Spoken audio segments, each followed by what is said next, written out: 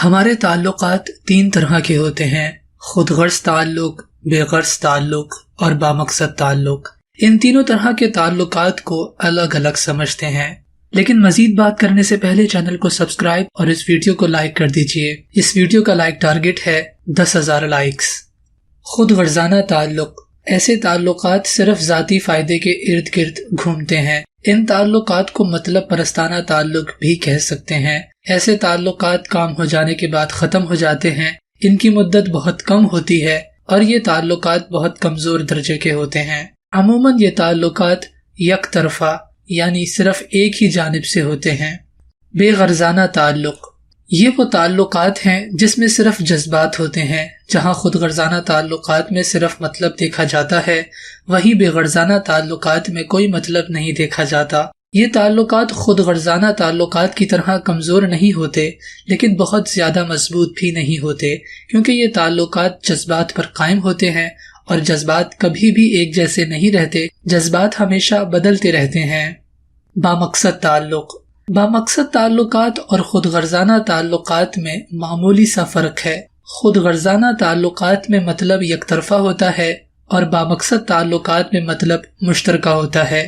بامقصد تعلقات میں جذبات و احساسات ہوتے ہیں، جب ہی بامقصد تعلق میں بے غرضیت بھی ہو سکتی ہے، یعنی ان تعلقات میں مقصد کی خاطر ایک دوسرے کے لیے اثار اور قربانی نظر آتی ہے۔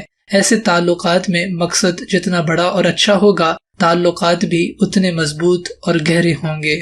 اگر تعلقات میں موجود افراد اپنے تعلق کی نوعیت کو سمجھتے ہیں تو کوئی مسئلہ نہیں ہے، لیکن اگر ایسا نہیں ہے، یعنی تعلقات میں موجود فریقین اپنے تعلق کی نوعیت نہیں سمجھتے یا ایک تعلق کی نوعیت کو دوسرے تعلق کی نوعیت سمجھتے ہیں، تو پھر یہیں سے تعلقات میں خرابی شروع ہوتی ہے۔ مثال کے طور پر ایک تعلق مطلب پرستانہ ہے، لیکن ایک فریق اسے بامقصد تعلق یا پھر بے غرضانہ تعلق سمجھ رہا ہے، تو آگے چل کر اس کے لیے بہت پریشانی ہوگی۔ تعلقات میں موجود افراد کو چاہیے کہ وہ ایک دوسرے پر واضح کر دیں کہ ہمارے درمیان تعلق کی نوعیت کیا ہے، اور اگر وہ ایسا نہیں کر رہے تو تعلق میں موجود ہر شخص انفرادی طور پر خود تجزیہ کرے کہ دوسرے لوگوں کے ساتھ اس کا تعلق کس نوعیت کا ہے۔ تعلق کی نوعیت کو سمجھنا بڑا ضروری ہے۔ ایک مطلب پرستانہ تعلق انتہائی کمزور درجے کا ہوتا ہے، لیکن اگر تعلق میں موجود لوگوں کو پتا ہو کہ ہمارے درمیان تعلق مطلب پرستانہ ہے، تو پھر یہی تعلق مضبوط رہے گا اور کسی پریشانی کا سبب بھی نہیں بنے گا۔